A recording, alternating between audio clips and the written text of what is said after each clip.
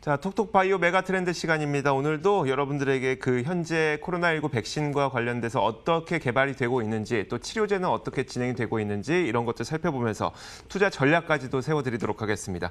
자, 오늘도 이 세 분과 함께하도록 하겠습니다. 케미컬 에너지 투자자문 차홍선 대표, 강혜경 제약시장 고문, 조성기 기술고문 함께하도록 하겠습니다. 어서 오세요. 네, 안녕하십니까. 안녕하세요.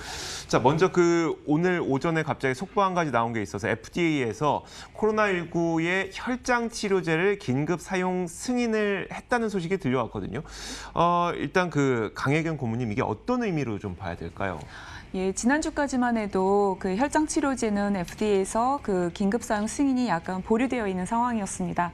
이 혈장 치료제라고 하는 거는 그 코로나19에 감염되어 있던 그 분해에서 이 혈장을 추출을 해서 이 코로나19 감염된 환자에게 투입을 하게 되면은 이 항체가 생성되는 그 원리를 이용한 치료제입니다. 그래서 지난주까지는 좀 데이터 부족 이유로 해서 보류가 됐었는데요. 지금 몇 시간 전에 지금 바로 이렇게 승인에 대한 그 언론 보도가 지금 나와 있는 상황입니다. 알겠습니다. 조성기 고문님, 그러면은 이 혈장 치료제라는 게 어떤 원리로 좀 이루어지는 치료예요? 결국은 이제 우리가 그 질병을 앓고 나면 내 혈액 속에 환자가 회복된 뒤에는 내 혈액 속에 중화항체가 있게 됩니다. 네. 그러니까 혈액을 기증받아서 그다음에 혈장을 추출해서 그 혈장을 지금 현재 환자한테 넣어주는 거거든요. 그럼 그 혈장 속에 있는 중화항체가 바이러스를 억제할 것이다. 이제 그것을 기대하고 하는 건데요. 지금 약간 보류가 된 것들은 아마 그런 그 임상시험을 좀 체계적으로 잘 좀 데이터를 많이 모아라 이런 의미였는데 아마 지금 긴급 상황이니까 아마 승인이 된 것 같고요. 결국은 이거와 연동해서 좀 우리가 생각해 볼 것이 결국은 지금도 하고 있습니다. 제약회사들이.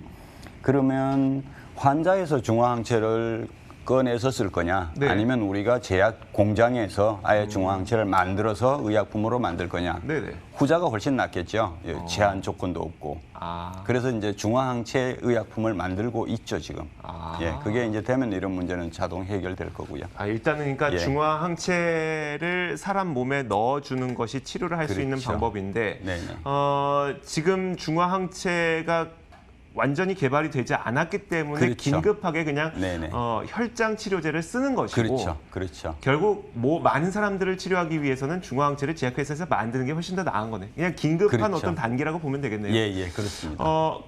그러면요, 강혜경 고문님, 지금 나와 있는 어떤 다른 그 치료제들 있잖아요.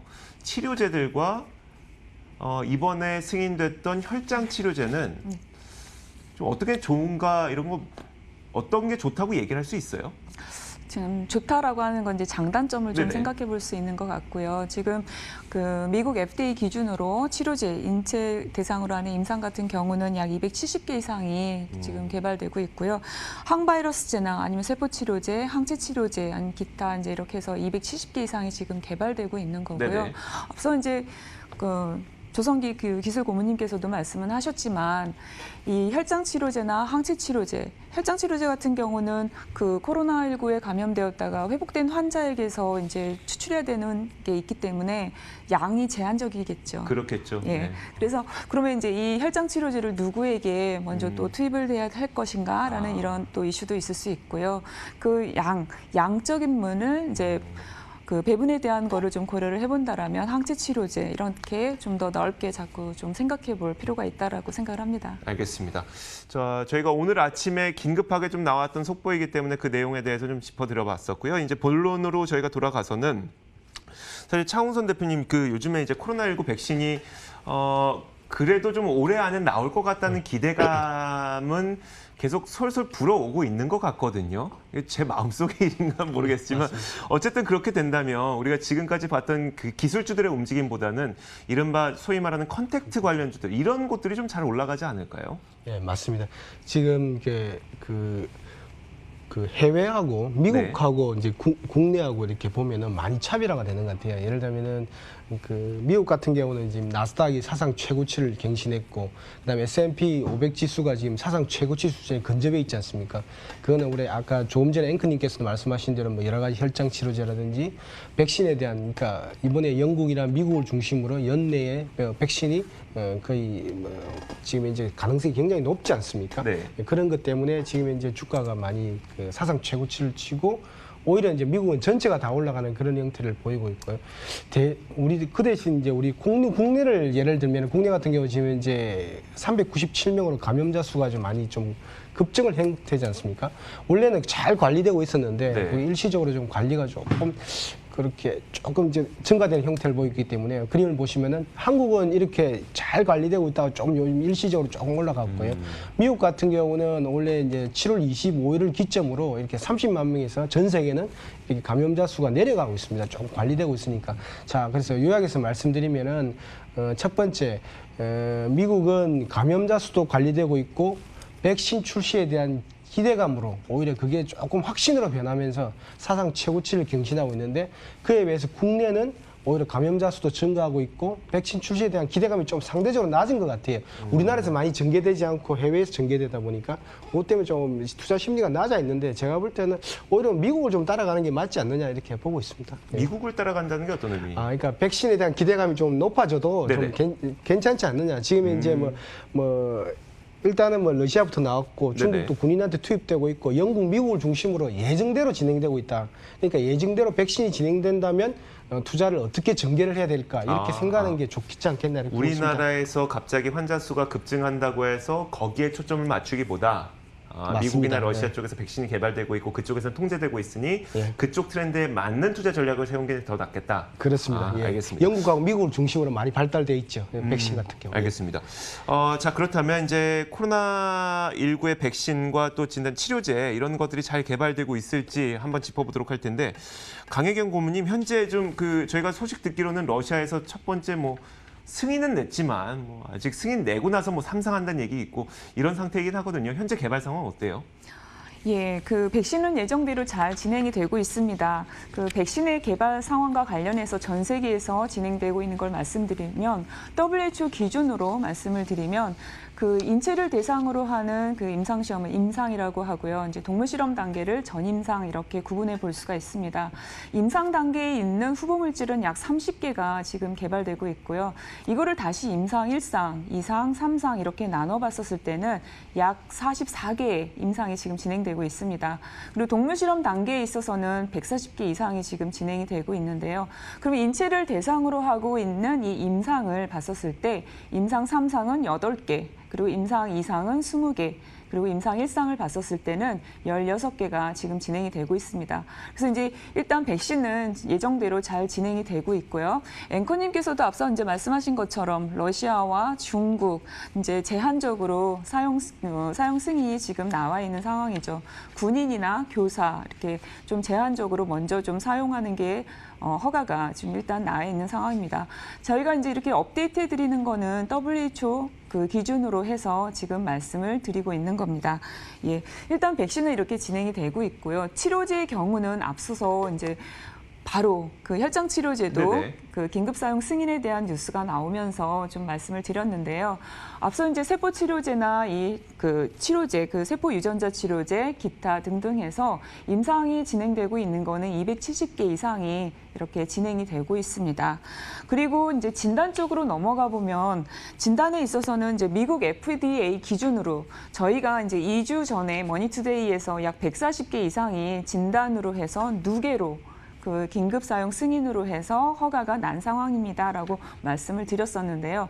8월 16일 기준으로 봤었을 때는 바이러스 RNA 테스트 같은 경우가 117개, 그리고 항체 테스트가 34개 이렇게 해서 여기만 보더라도 150개 이상이 또 승인 받아서 지금 누계로 진단의 경우에도 이렇게 승인을 받은 그런 상황입니다.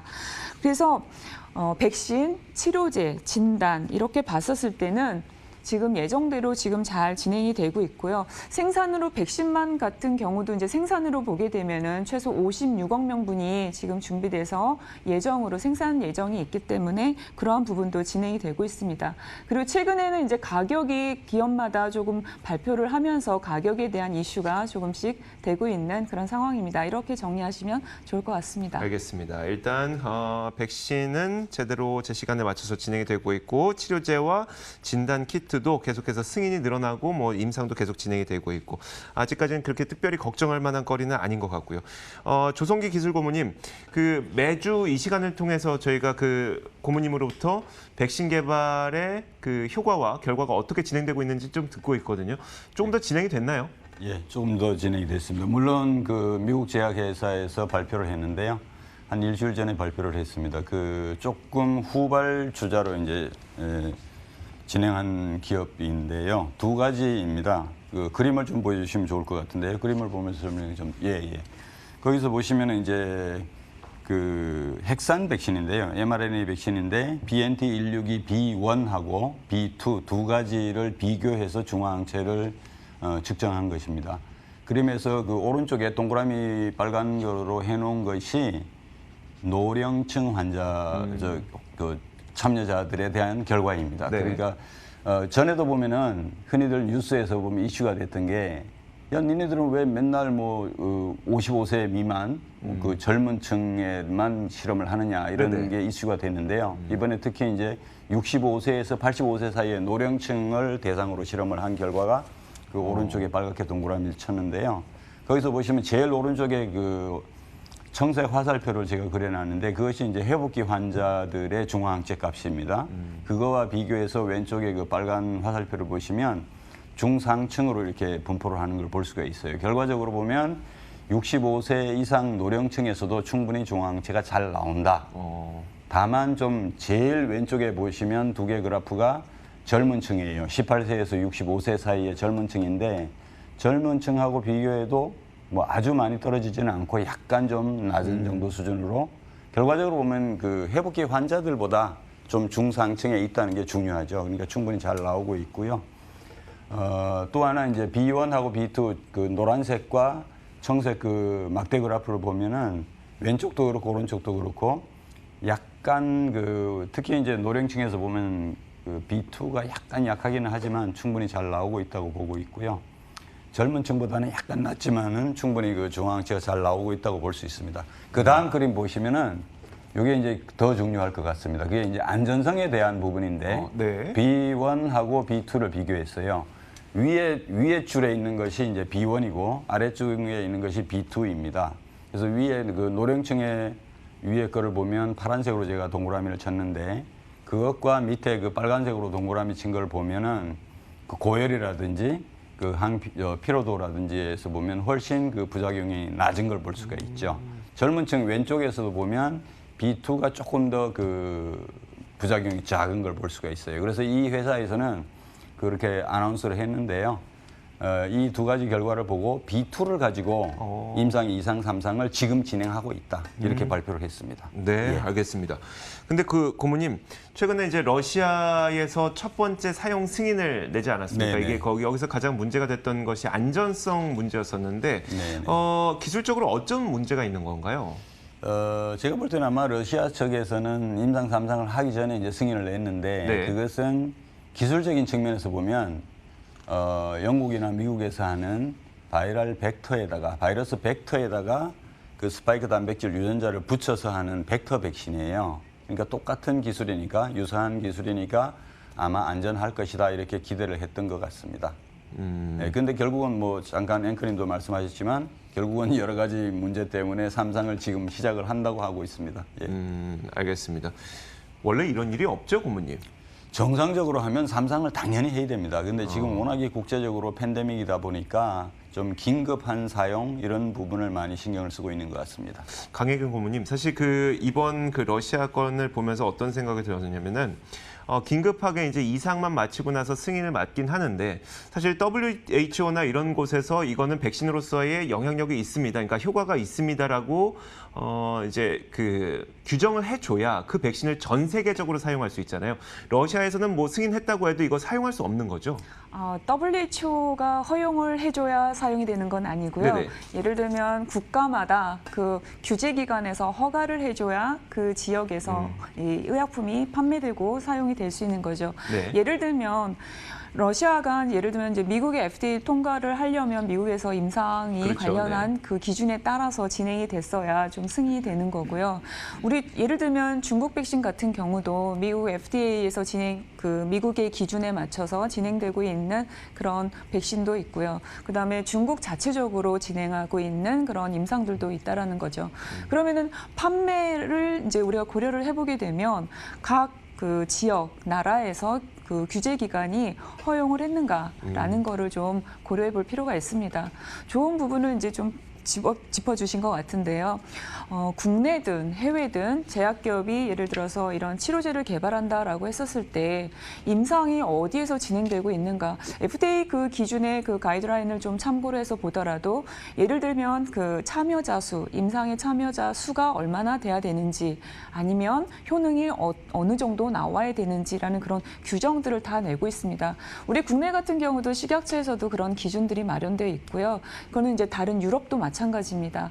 그러다 보니까 중국이나 이제 러시아에서는 그 국가의 또 이런 상황이라는 게 있잖아요. 네. 그러면 이제 중국이나 러시아에서는 이렇게 긴급 상황으로 해서 먼저 제한적으로 약을 쓸 수도 있는 거고요. 또 이제 일부 국가에서는 많은 이제 사람들이 이제 코로나19에 감염돼서 사망자가 늘어나니까 이제 기술적인 측면으로 고려했었을 때 중국 백신이나 러시아 백신도 괜찮다라고 판단이 되면 이제 그거를 수입하겠다라고 해서 좀 구매에 대한 요청을 지금 하고 있는 그런 상황인 거죠. 그럼 이제 미국으로 다시 유럽과 미국을 보게 되면은 그래서 이제 이게 임상이 어디에서 진행돼서 허가를 받은 것인가에 따라서 승인이 좀 고려된다라고 참고하시면 됩니다. 알겠습니다. 자, 이렇게 저희가 백신 개발 상황에 대해서 쭉 짚어봤고요. 이어서 두 번째로 짚어볼 것은 바로 면역 치료제인데요. 차홍선 대표님, 사실 요즘에 그 코로나19로 인해서 면역 치료제 가운데도 핫 이슈가 된 게 있나요? 네, 그렇습니다. 지금 이제 그 코로나 이슈가 이제 그 코로나 이슈를 예방하는 법이 이제 예를 들면 면역을 증강한다 이런 게 말이 이제 회자가 되고 있는데 저희들 같은 경우는 게 4대 품목에 대해서 4대 그 업종에 대해서 좋게 보고 있는데 그 중에 첫 번째가 보면은 항암제, 그 다음에 두 번째가 이제 알츠하이머 치매 치료제, 그다음 세 번째가 면역 치료제입니다. 오늘 말씀드릴 거는 면역 치료제인데 면역 치료제는 최근에 개발된 겁니다. 이제 면역 항암제보다는 좀 일찍 개발됐고요. 2000년대부터 약이 출시되기 시작했는데 이런 겁니다. 흔히들 보면은 그러니까 스스로를 면역이 스스로를 공격하게 되는 겁니다. 뭐냐면 그럼 여러 가지 이제 공격하려면은 뭔가 신호를 전달해야 되는, 그러니까 뭔가 공격을 하려 되는 신호가 나오지 않습니까? 그런 이제 원래 그 신호 전달 물질이 과다하게 발현되면서 면역이 자기 몸을 공격하는 게 대표적인 게 이제 류마티스 관절염, 류마티스 관절염입니다. 그래서 그걸 이제 자가 면역 질환이라고 그러는데 2000년대부터 발견이 돼가지고 약으로 2000년대에서 상업화되기 시작하면서 드라마틱하게 주가라든지 이런 게 매출이 올라갔는데 2000년 예를 들면 단일 품목으로 예를 들면 한 개 기업의 경우 한 2천억 정도의 매출액이 발생했는데 지금 보면 뭐 약 20조, 24조까지 그 판매되고 있고 네. 시가총액이 사내 벤처에서 출발했는데 지금 이제 분사를 한 다음에 시가총액이 200조까지 된 그런 드라마틱한 그런 병입니다. 그래서 최근에 개발된 병인데 저희들 같은 경우는 이 자가 면역 질환 치료제, 면역 치료제 이런 같은 것들이 향후에도 성장을 주도할 것이다. 큰 메가 트렌드로 보고 이제 말씀드리려고 하고 있습니다. 알겠습니다. 조성기 고문님, 그러면은 이제 그 기술적인 측면에서 면역 치료제라고 하는 거는 어떤 기술인가요? 예, 그 표를 좀 보여주시면 좋겠는데요. 우선 제가 간단하게 면역이라는 거에 대해서 좀 말씀을 드려야 될 것 같고요. 그 다음에 그 포지션에서 이제 면역 치료제가 어떻게 작동하는가 이렇게 봐야 될 것 같습니다. 그 표에서 보시는 것처럼 이제 면역이라는 것은 우리 몸의 외부 이물질, 병원체 이런 것들이 들어오면 그것을 없애는 기능이 면역 기능입니다. 네. 근데 그 기능이 딱 한 칼에 되는 것이 아니고 좀 스텝 바이 스텝, 그러니까 단계별로 이렇게 일어나는데 그 그래프에서 보시나, 예. 그래서 보통은 우리가 그 준비된 상태고요. 빨갛게 해놓은 게 이제 항원이 침입했다. 그럼 어떤 항원이 들어왔는지를 인식해야 돼요. 그렇죠. 그 다음에 인식하고 나면 옆에 그냥 그 항원에 대해서 반응을 할 수 있는 면역세포를 활성화시키는 단계, 그 과정에서 이제 뭐 사이토카인이라든지 인터루킨 이런 것들이 많이 나오게 되고요. 그런 물질들이 신호 전달을 받아서 면역세포가 활성을 하게 되고 충분히 활성화된 면역세포와 항체들이 결국은 이물질을 제거하는 단계, 작동 단계를 하고요. 작동 단계가 끝나면 다시 원위치로 돌아가야 돼요. 그렇죠. 근데 이제 침입된 항원이 어떤 것이었는지를 기억을 해놔야 되겠죠. 그래야지 두 번째 들어오면 쉽게 대응을 할 수 있게. 그래서 우리가 그 백신을 할 수 있는 게 그런 원리인데요. 그렇죠.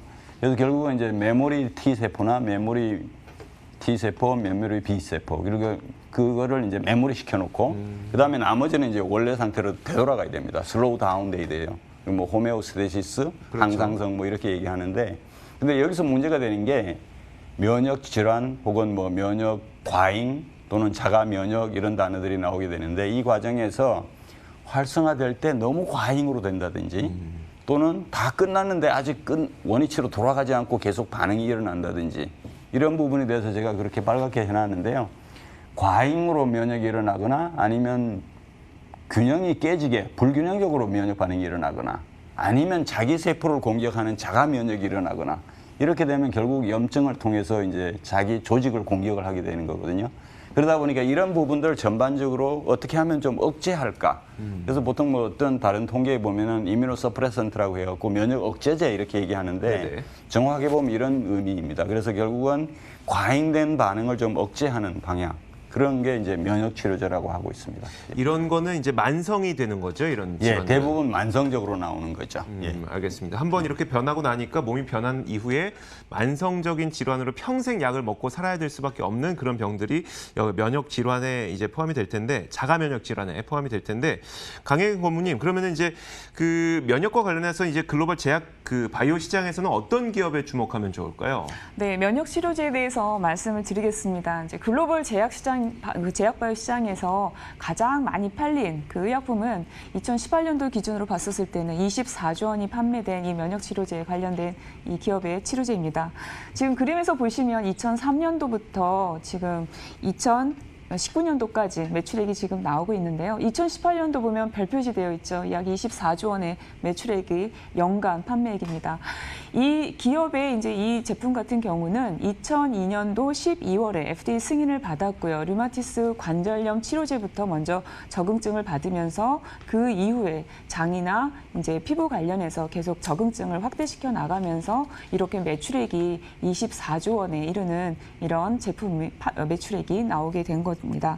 그리고 2013년도에 앞서 이제 차 대표님께서도 잠깐 언급을 하셨지만 기존의 작은 벤처였던 게 이제 기존의 기업에서 분사를 하는데, 기존의 기업 같은 경우는 이제 이름도 그대로 이제 유지를 하면서 그 의료기기나 진단 의료기기 쪽으로 좀 더 이렇게 보강을 하고요. 그리고 이렇게 2013년도에 이렇게 분사한 이 기업 같은 경우는 2013년도 매출액만 봐도 약 13조 원이 나옵니다. 그래서 13조 원부터 지금 2018년도에 24조 원까지 이렇게 매출액이 급성장하는 이런 기업으로 지금 성장을 했고요. 그리고 시가총액만 봐도 약 200조 원 되는 그런 기업으로 성장을 지금 한 상황이죠. 그래서 이 기업의 경우는 보면은 2013년도부터 2019년도까지 FDA 승인을 약 14개가 이제 승인을 받았는데요. 면역 쪽으로만 보면은 4개, 그리고 항암제 쪽으로 보게 되면은 6개가 FDA 승인을 받았습니다. 그러니까 이제 이렇게 잘 성장하는 기업도 보면은 면역이나 항암제 쪽으로 해서 주력을 해서 이렇게 성장을 하고 있다라는 거를 좀 알 수 있고요.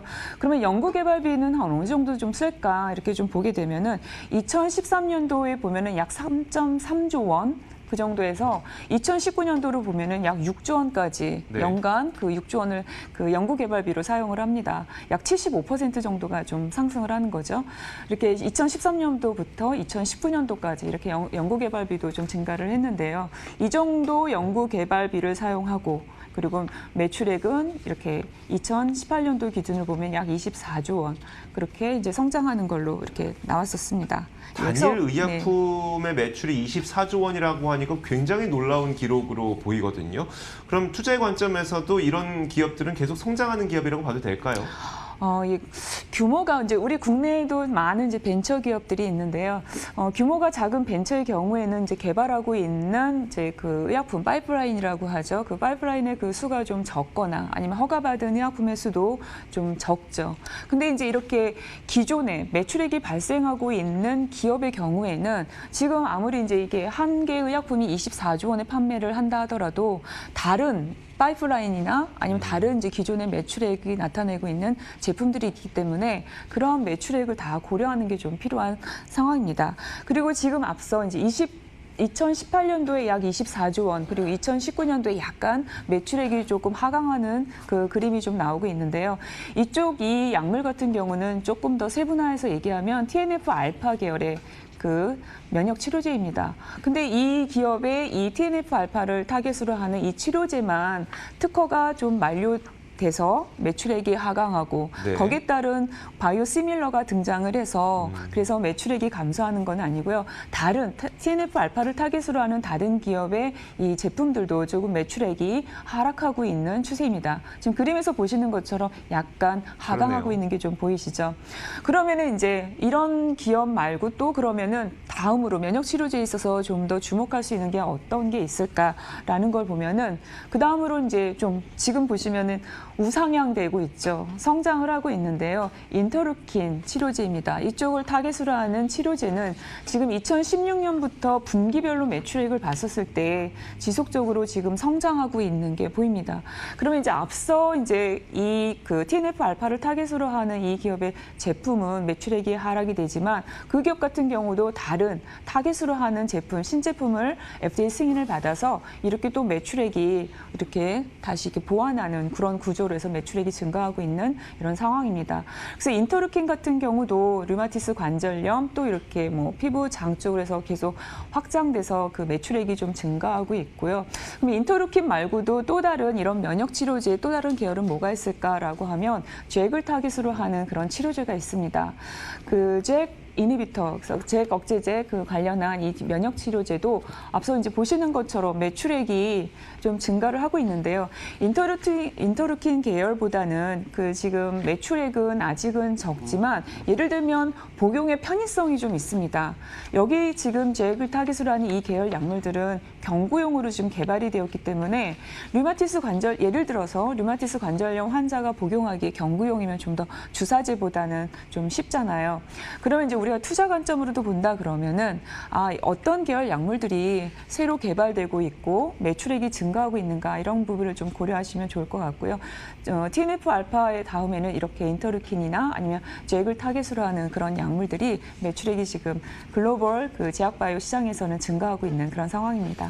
자, 시간이 많이 지나서 차홍선 대표님에게 거의 마지막 질문을 좀 드려야 될 것 같은데 그렇다면은 이제 투자 전략을 좀 어떻게 세우는 게 좋을까요? 세 가지 전략을 간단하게 말씀을 드릴게요. 그러니까 지금부터는 실질적으로 백신 매출액이 나와야 됩니다. 그러면은 글로벌리 순위를 매겨 보시는 게 좋을 것 같아요. 정말 실질적으로 이제 백신이 출시돼서 접종이 들어가야 돈을 벌 수 있거든요. 그래서 지금 이제 가격은 10불대에서 40불대 여러 가지 다양한 가격이 형성되는데 첫 번째 전략은 백신 매출액이 실질적으로 나오는 기업들 같은 경우는 주가가 우상향할 걸로 그렇게 예상이 되고요. 두 번째는 저희들이 중장기 전략으로는 여러 가지 TNF 알파, 뭐 예를 들면 뭐 인터루킨, 잭 이니비터 이렇게 말씀을 드렸는데 새로운 기존의 면역 치료제가 나오면은 그것도 드라마틱하게 증가할 수 있다 이렇게 봅니다. 세 번째는 백신이 지금 이제 예정대로 잘 진행되고 있기 때문에 저희들은 컨택 기업에 대해서 뭐 케미칼 업종, 대표적으로 소재 업종 이런 것에 대해서 뭐 긍정적으로 보고 있습니다. 알겠습니다. 자, 지금까지 저희가 K미컬 에너지 투자자문 차홍선 대표, 강혜경 시장 고문, 조성기 기술 고문과 함께 이야기 나눠봤습니다. 오늘도 말씀 고맙습니다. 감사합니다. 감사합니다.